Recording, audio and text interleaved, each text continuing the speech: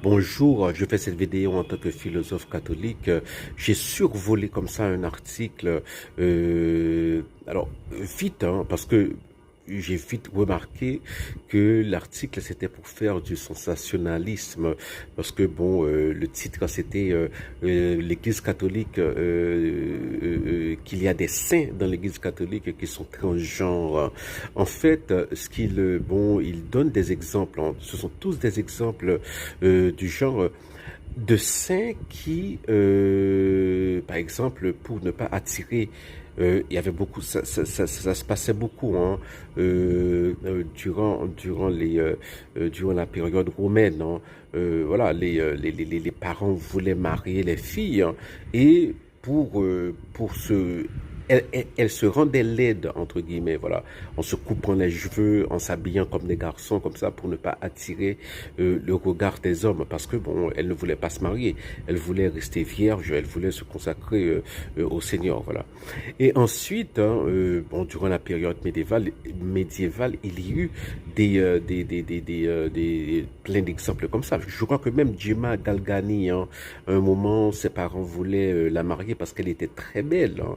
Voilà, elle s'est coupé les cheveux, hein, bon, elle s'habillait, voilà, de façon euh, très, très non attrayante, justement pour ne pas attirer le regard des hommes. Mais il y a autre chose, hein, qui est plus que les gens doivent se rendre compte, c'est que la dysphorie du genre, hein, qui est le trouble, qui est un trouble de la personnalité psychologique, psychique, qui est à la base voilà, de ce qu'on appelle les transgenres. Eh bien, c'est un trouble qui a toujours existé. Donc, a priori, hein, bon, il y a des gens qui sont canonisés saints ou qui sont saints non canonisés, qui ont au ciel, eh bien, qui ont souffert de cela. Voilà, c'est pas, les, il y a même des saints qui ont, il y a un saint qui a souffert d'un trouble, voilà, suicidaire. Et si, au point où il ne passait pas près des ponts. Parce que voilà, il avait, lorsqu'il passait près des ponts, il avait des pulsions comme ça de se jeter du haut du pont. Donc, il évitait des ponts.